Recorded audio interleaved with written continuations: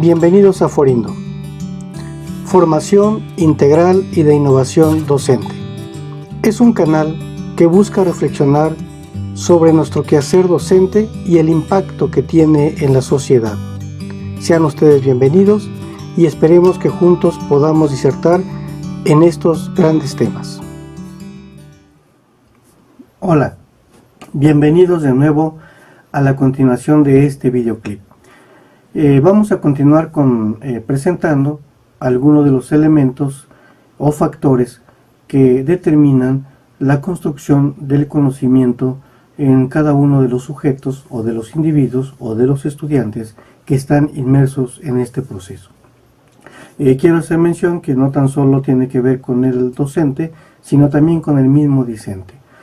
Vamos a irlos interrelacionando, pero quiero que estos factores sí los tengan ustedes en cuenta, porque son parte de lo que inhibe nuestro proceso de construcción de conocimiento. Y sobre todo, porque todos estamos inmersos. La familia, la escuela, el mismo adoctrinamiento religioso y el Estado.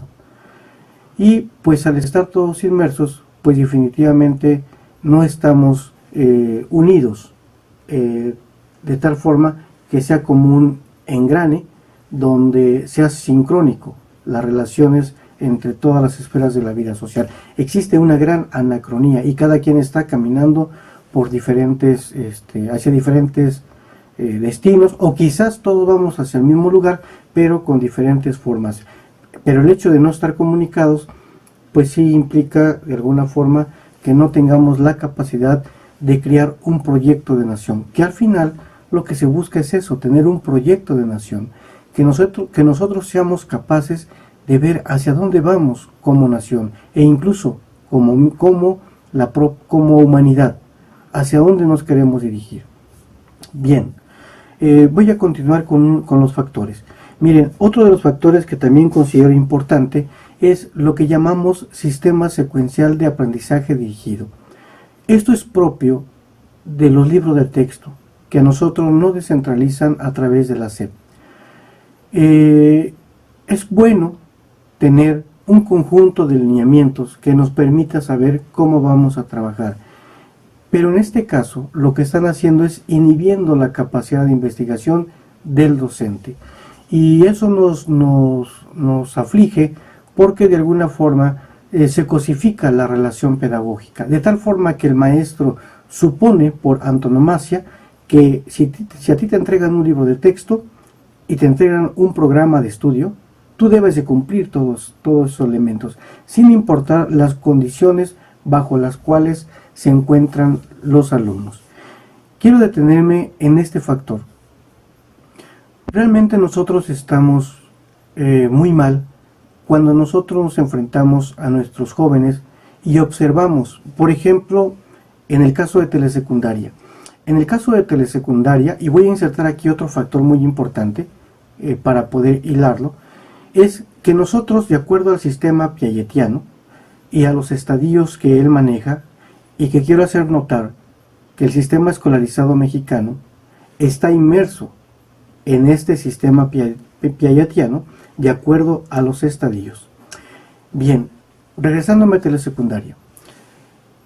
Si nosotros consideramos el programa de estudios o los programas de estudio de educación primaria, estaríamos hablando de que el estadio que se trabaja mucho de acuerdo a los contenidos curriculares es el de operaciones concretas.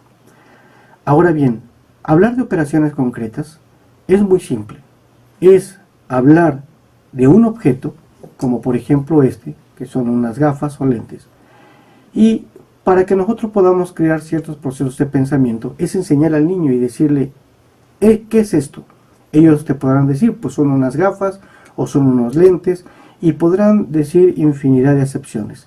Sin en cambio, para que ellos me puedan entender, tengo que enseñarles el objeto. Este es lo importante de las operaciones concretas que tiene que ver con Piaget.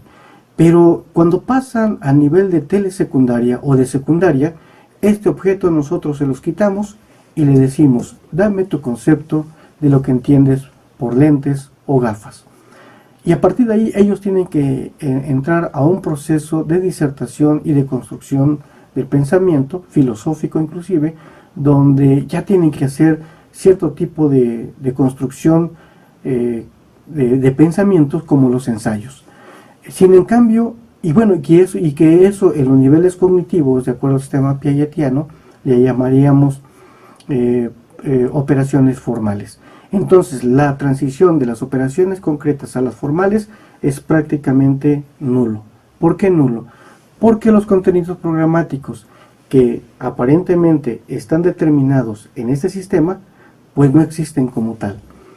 Normalmente el joven que nos llega a nosotros en telesecundaria, y también quiero hacer notar que lo he observado en secundarias generales, porque así lo hemos nosotros podido socializar con diferentes compañeros maestros, pues es que en efecto el 70-80% del grueso total de nuestros alumnos no tienen incorporados pues sobre todo las condiciones mínimas básicas para poder pasar a ese proceso de construcción de pensamiento.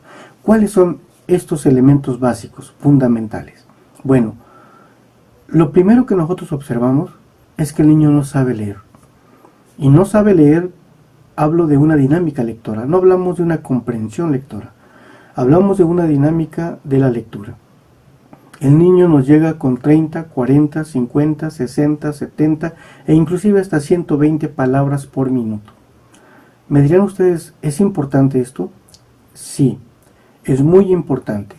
Sobre todo cuando nosotros no tenemos que medir con ciertos estándares internacionales que tienen que ver con la lectura y la comprensión lectora.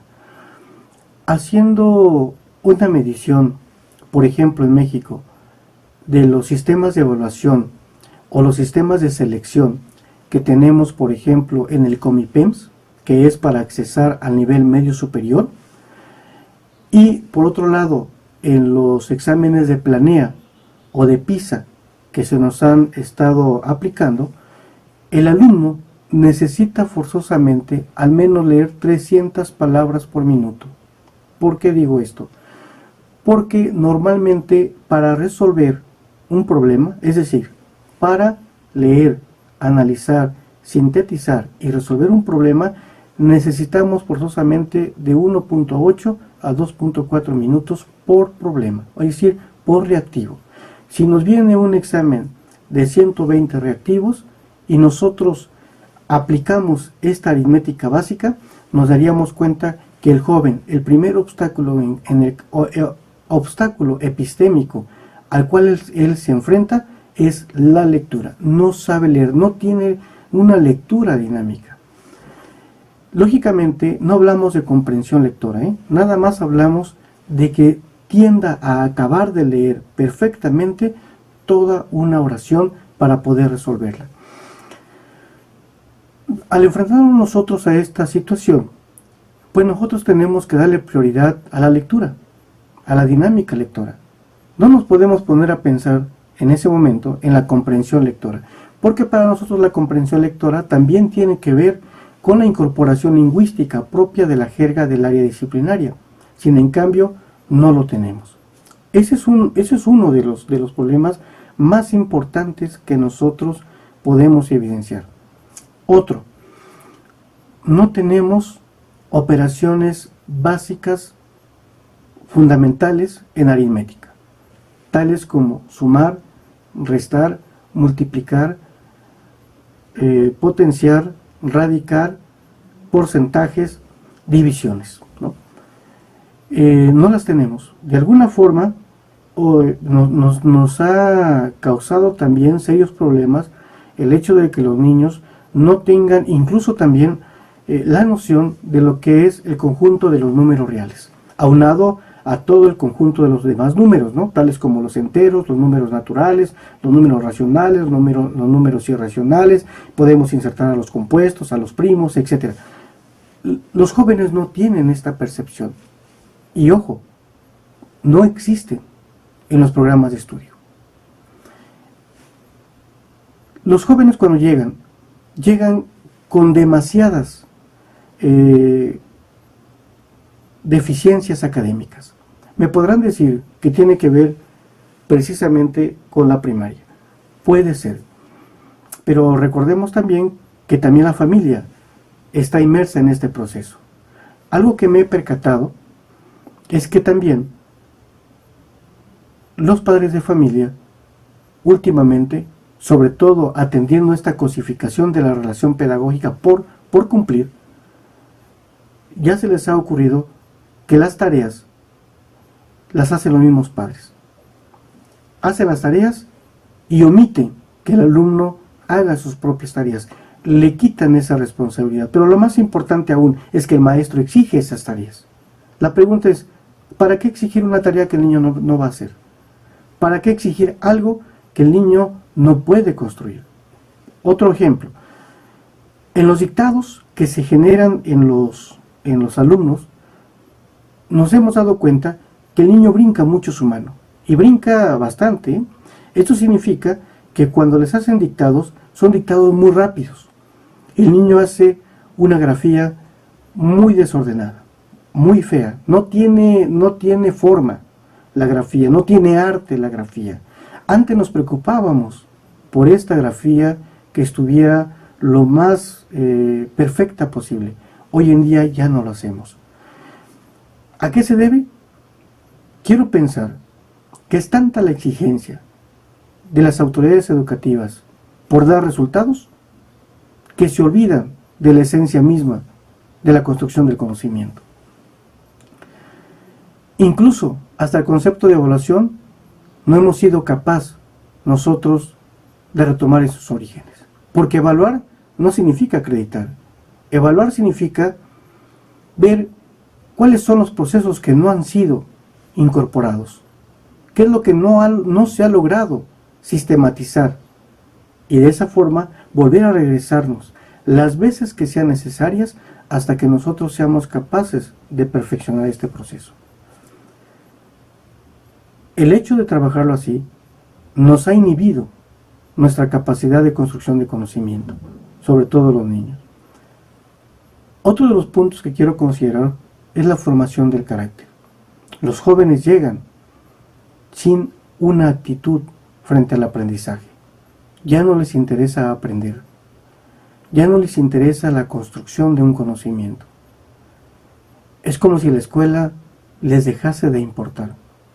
Realmente quizás quiero pensar que no es la escuela en sí, ni la construcción del conocimiento. Quiero pensar que somos todos los que estamos inmersos en este proceso.